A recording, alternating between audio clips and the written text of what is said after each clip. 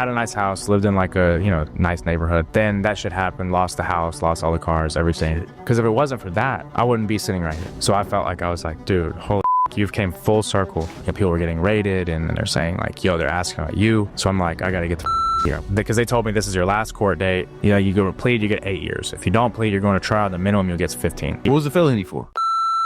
Now we got special guests today. So these guys came on the scene over the last few years, going crazy in the trading and investment community. He's one of the best traders I've ever met. He's super ballin', super cool. My man, Jesse Casper. Jesse or yeah, whatever. What's good, man? And what's good, bro? What's going shit, bro? Chilling, man. The YouTube is blowing up, man. Yeah, man. It's a blessing. It's a blessing. It kind of happened random, like I was telling you, man. It's funny to like reflecting back. I never would have thought I would be a YouTuber. Yeah, you got like a 250,000 subscribers now. Yeah, it's like 230, I think, something like that. Tell me about.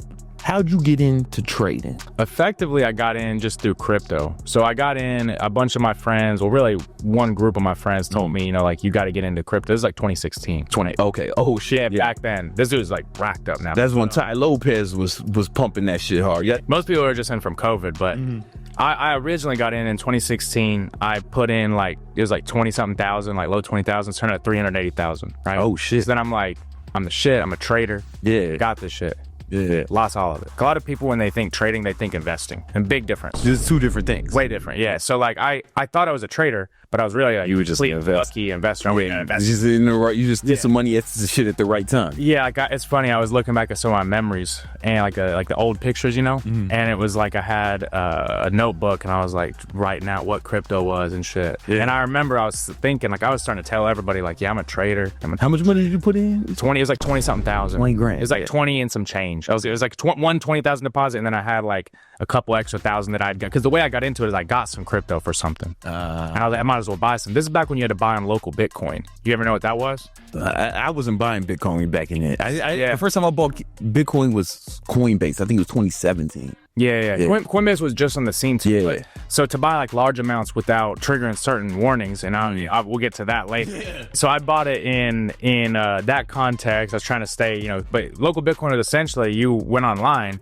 and it was like, imagine classified ads, but for Bitcoin. Like I had to go to Atlanta and buy it from a dude. Oh, he gave you some bit for cash. Yeah, sketchiest dude I ever met, bro. He's like a super hippie dude. Like, he's probably rich as fuck now, though. Yeah. I mean, I would hope at least. If he's not, he's probably like hating himself. Yeah, we'll see. But anyways, that was how I got into it, and I thought I got all cocky. Thought I knew what I was doing. Over the next like 2.5 years, lost all of it. Right. Oh shit. So that was what got me hooked, though, because in that time where I was losing it, I had decided I wanted to do it, and I wasn't gonna give it up. Yeah. And I was addicted too. Yeah. Like back then, it was like some heroic shit. Really, I was addicted to gambling. Yeah. But it worked out, right? Yeah. I wasn't really like serious about it, you know what I mean? Because I was making money in other ways.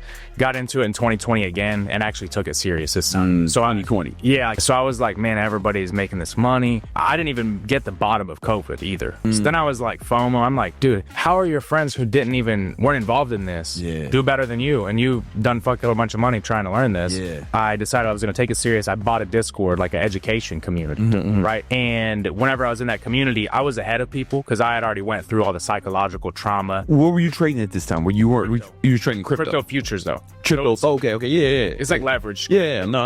Okay, so you were trading like Binance. Back before it was banned. Yeah. Before it was banned. Well, it was banned, but you could easily use the VPN. That was where I started like actually trying to trade like serious, and I started learning because before then I didn't even really know what risk management was, anything like that. But I got into it serious.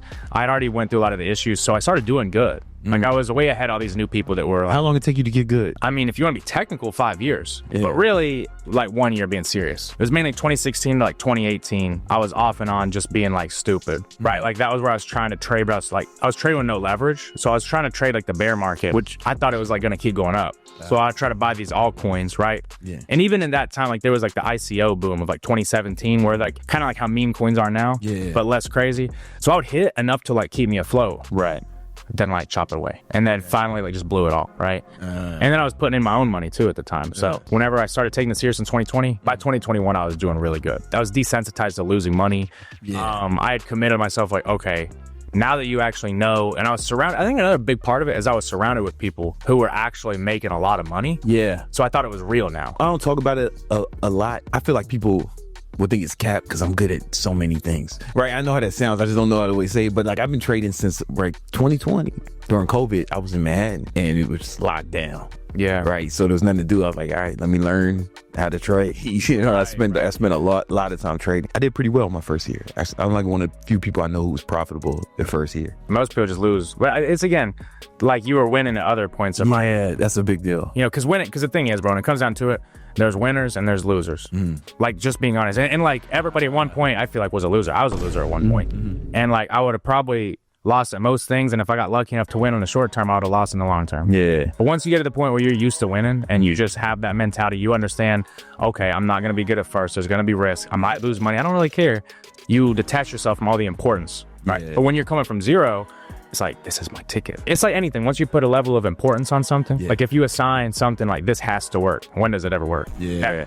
It's like if you look at a girl and like, oh my God, she's out of my league. Right. You're going to sound stupid as hell trying to talk to her. That's a fact. But you know what I mean? So it's all this, it's importance. Like that's like a big thing I always talk about and think about is like the less you can give a shit about something and like not so much from like a sociopath, like you don't care about anything, but from a sense of like, I understand to win, I have to remove that emotion. Yeah. And when you have that kind of intention with anything, that's really whenever you get good at winning. I think that's probably the big thing with trading. Like a lot of people, it's like Jeremy or you or people I know, and I tell people in my community this that are like struggling. I'm like, look, there are people that I know that came into this, looked around, said, okay, this is how this works. Okay. And within a year made a bunch of money. Yeah. It's possible. When I grew up, my parents were well off, right? Whenever I was very young, but then in 2008 lost everything because my dad was in corporate sales.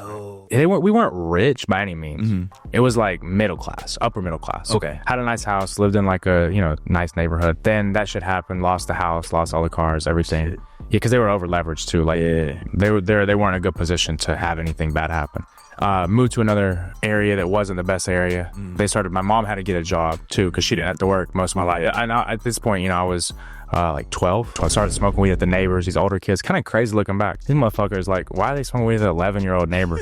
You know what I'm saying? Like, were they? They're like 16, 15. Smoking weed with the kid? Like, man, whenever I was 16, I was, in that life and stuff. But like, if an 11-year-old walked up, I'd be like, get the fuck out of here. I always think about that. I'm like, what were they doing? Insane. But yeah, they smoke weed with me, like, get me drinking and shit. So I got into that life. I realized, because I used to ask, I'd be like, why does this happen? Like, what's going on? My dad would just be like, you don't understand? Like, don't ask me again. It has to do with money. So in my mind, I'm like, I want to make a bunch of money. Like, whenever I was that age, I remember they'd be like, what do you want to be when you grow up at school? Kids would be like, some random shit. I've been sitting here, I'm like, I felt bad because I was like, I don't know, but I just want to be rich. Yeah. So like, that shit was ingrained in me from a very deep level, right? So like, not even like a desire to do it to be glamorous, but like a desire to not go through what I saw my dad go through. Because my dad and my mom, you know how that shit goes, right? Yeah. Did they stay together through that? Yeah, man. So they're still together now. Whenever that happened, I got into that life, and then I started thinking like, okay, I saw people trapping and stuff, and I was like, that time too, this is like,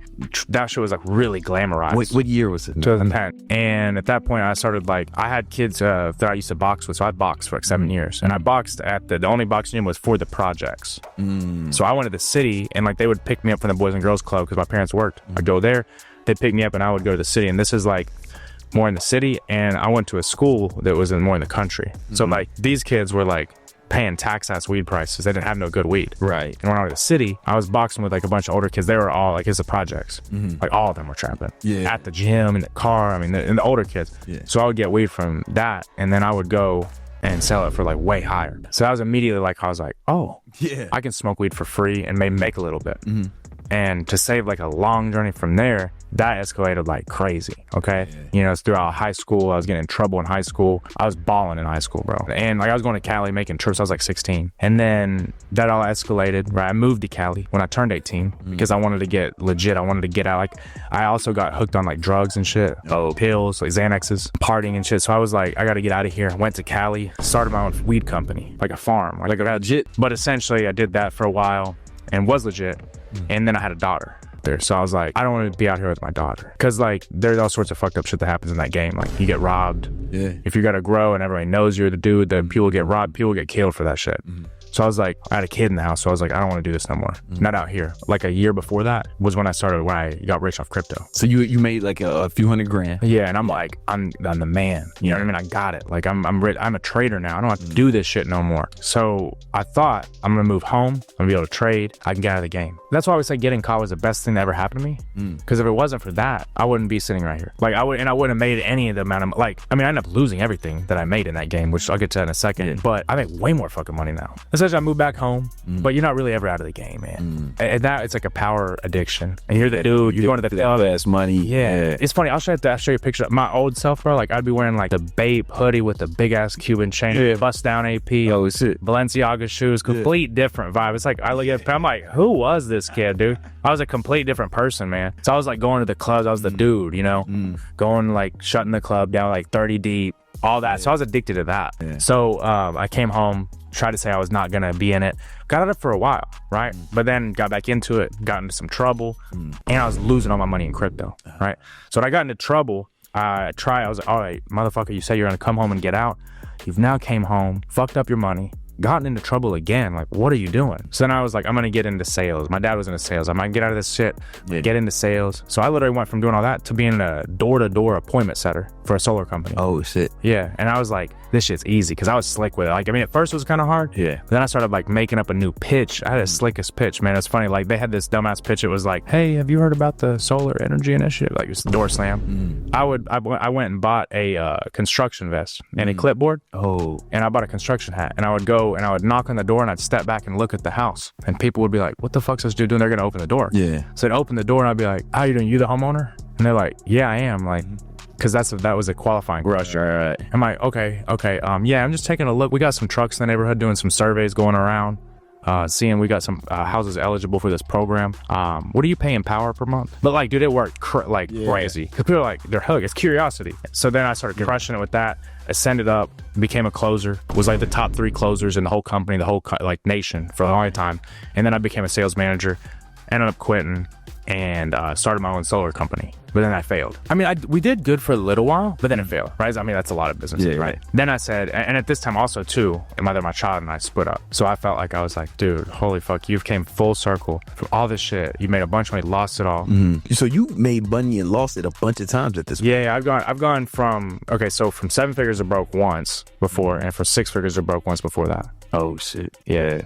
Now it feels good, because I know I ain't never going broke again. Yeah. I mean, whenever that company failed, right? And the mother of my child and I just split up, didn't work out.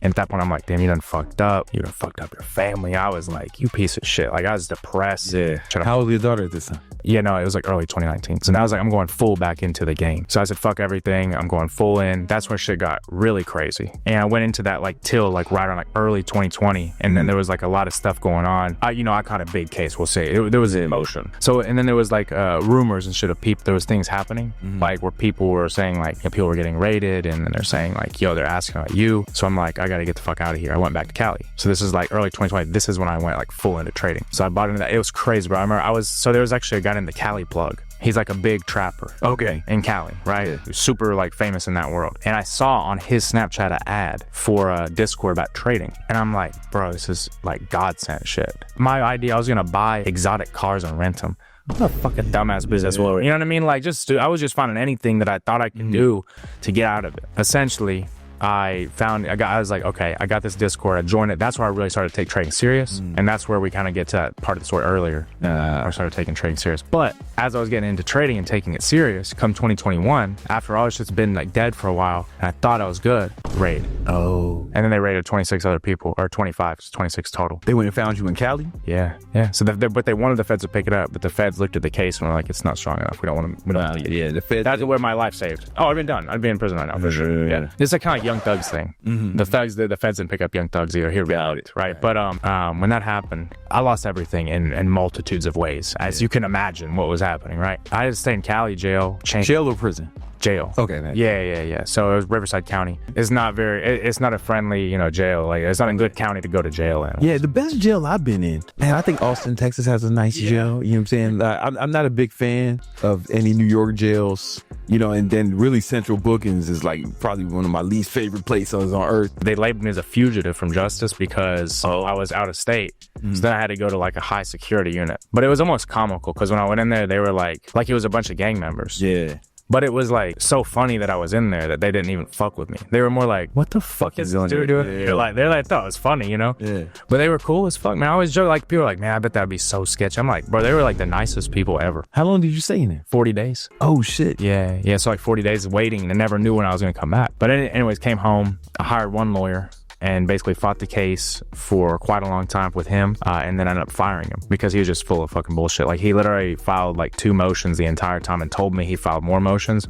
Also, the motions he filed, it was some politics shit, bro, for sure. It was the biggest case in that county's history. Oh, wow. Against you? Yeah. Oh, shit. So that was like, and that's not a big area either, but it's a city, you know, it's Johnson City, Tennessee, but he just wasn't doing shit. So I fired him after I figured this out, and I hired, you ever seen the movie Masterminds by Zach Galifianakis? And based on the dude who was like the second largest bank robber in America. Okay. I got his lawyer. Not because of that, but it was just like by chance. Shout out to Noah, man. It's fucking saved my life. But yo, big no, man. Yeah, him and his whole like team of lawyers, right? Because it's like 6 lawyers total. So like it was a crazy, it was like a movie. I was in the court when I had to fire the lawyer because they told me this is your last court date. You know, you go to plead, you get 8 years. If you don't plead, you're going to trial. The minimum you'll get 15. And I was like, I can't fucking plead to 8 years, dude. I knew in my head, in my heart, like and also by this time, I'm like coming up on YouTube. Oh. And nobody really knows it because I didn't come out with it. Yeah. I didn't talk about it. You know what I mean? As I'm sure you saw, like there's like people trying to make hit pieces on me and shit. Which like now I just, you know, it is what it is. But I didn't lead with it because I didn't want to be described as that. Never hit it. Like there were a lot of my friends that knew about it.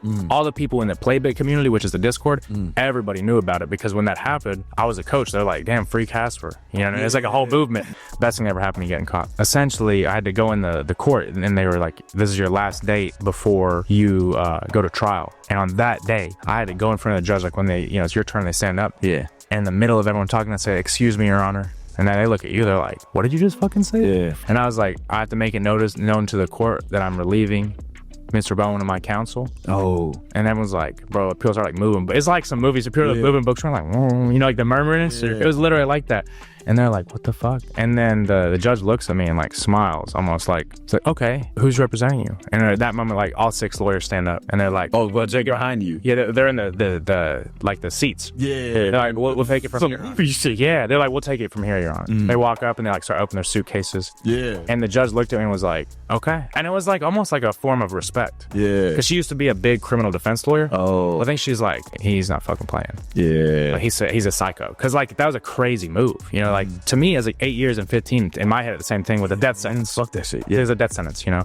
And I was like, had blown up on YouTube by trading. At this point, I'd been like 600K trading. I was like, life was amazing other than this. And it was this crazy like reality where everybody that didn't know my past was so happy for me, but everyone that did know my past was so worried for me. At that time, were you trading with Apex or your own money? No, I was trading with my Forex funds. It was before futures firms were like as big. Got it. Okay. So, but yeah, man, it was the craziest fucking thing, man. And then you went to trial with a new lawyer. No, I didn't go to trial. Oh, really? No. Why not? I didn't go to trial. So they ended up dropping it the last. So then I fought the case for another year, right? But then with the new lawyers, they filed so many motions that the last lawyer didn't do. Yeah. That by the time that it was like what was permissible, the different like all the mechanics of the case, there wasn't like, hey, wasn't strong enough. Yeah, and real because like I never got caught with nothing, like not anything. I got $1,200, bro. Like, but you're gonna say that I was like a fucking king, and then also like a witness retracted their statement. Yeah, last minute. There was a lot of complicated things that happened. You know what I mean? But finally, and it was pushing it all the way to the next time where they were like, well, this is the last court date before we go to trial, and I was like, well, I'm not pleading. And then this is the last court date before we go to trial. I'm not pleading. And then they kept like pushing it off, and also too, my lawyer leveraged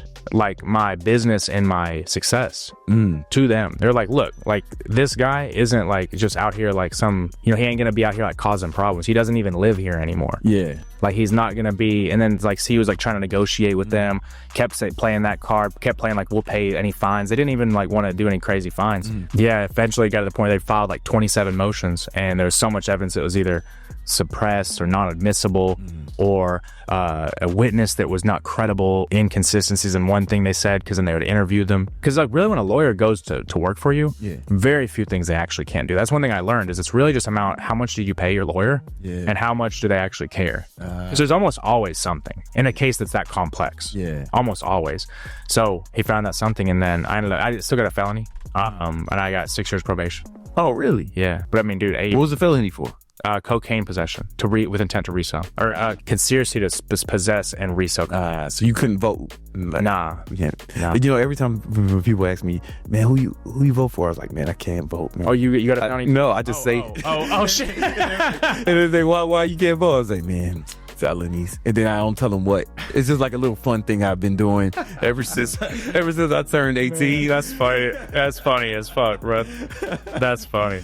Man, I appreciate you having me on, bro. Hey, man, my pleasure, man. Yeah. I'm glad we got to talk about. I'm glad you sharing all a lot of the sauce. Hell yeah. And talking about your life story. You know, it's a good story. It is a crazy one. It's a good story. Yeah, man. Also, make sure you follow the homie Casper or Jesse, whatever.